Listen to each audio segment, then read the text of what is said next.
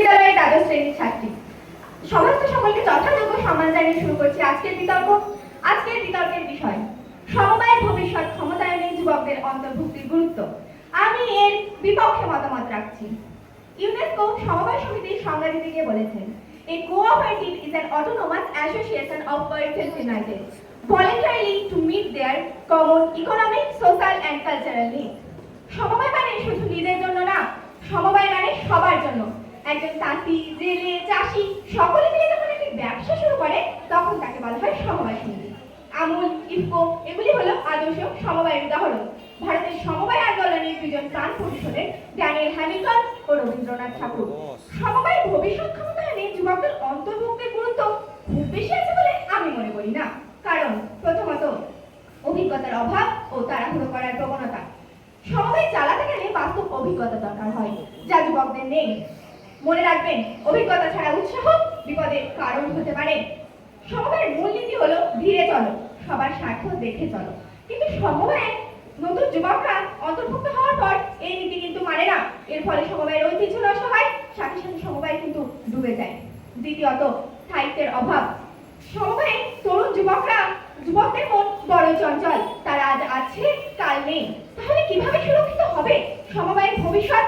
সমবায় কোনো Facebook page না যে আজ খুললাম কাল বন্ধ করে দিলাম।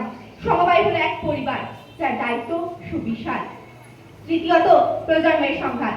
পুরনো সদস্যরা চায় নিয়ম মেনে চলতে, অন্যদিকে নতুন সদস্যরা চায় নিয়ম না মেনে, অর্থাৎ নতুন প্রযুক্তি ও নতুন নিয়ম মেনে তা চালাতে। ফলে দুই প্রজন্মের মধ্যে সংঘাত বাড়ে, এতে সমবায় কিন্তু দুর্বল হয়ে পড়ে। চতুর্থত আর্থিক নিরাপত্তার অভাব। সমবায়ে শিক্ষিত যুবকরা কেন ঢুকবে? এটা একটা কোটি টাকার প্রশ্ন। যেখানে সেই যুবকরা আইটি সেক্টরে গেলে মোটা টাকার মাইনে ও সুযোগ সুবিধা পাবে, এখানে যুবকরা কিন্তু আর্থিক নিরাপত্তা পাবে না। আচ্ছা, এখানে কি আর্থিক নিরাপত্তা আদৌ সম্ভব? সেক্ষেত্রে যুবকরা তাদের ভবিষ্যতের জন্য অন্যদিকে চলে যায়। সেক্ষেত্রে বলি, যুবকরা ছোটে দূর আকাশে, স্বপ্ন চোখে আঁকে, চাকরি খোঁজে, শহর খোঁজে, ভবিষ্যৎটা রাখে। সমবায় বলে আয় রে আয়, সবাই মিলে খাটি। যুবক বলে মাস গেলে মাইনে কই, পকেট তো ফাঁকা মাঠি। আমি বলি, সমবায়ের ভবিষ্যৎ ক্ষমতায়নে যুবকদের অন্তর্ভুক্তির গুরুত্ব আছে ঠিকই, কিন্তু তাদের উপর নির্ভরশীল হয়ে পড়লে হবে না। মনে রাখবেন, ভিত মজবুত না হলে কখনো বাড়ি দাঁড়ায় না। তাই যুবকদের ভিত অর্থাৎ যুবকদের প্রশিক্ষণ দিয়ে তবেই তাদের উপর দায়িত্ব অর্পণ করা সঠিক হবে। পরিশেষে বলি, যুবকরা ছোটে স্বপ্নের পিছে, বোঝে না হিসাব ভার।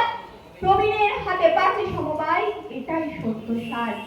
রিলস বানানো হাত দিয়ে হয় না বিজবো না, সমবায় মানে ধৈর্য, নয়তো ক্ষণিকের আনাগোনা। ধন্যবাদ।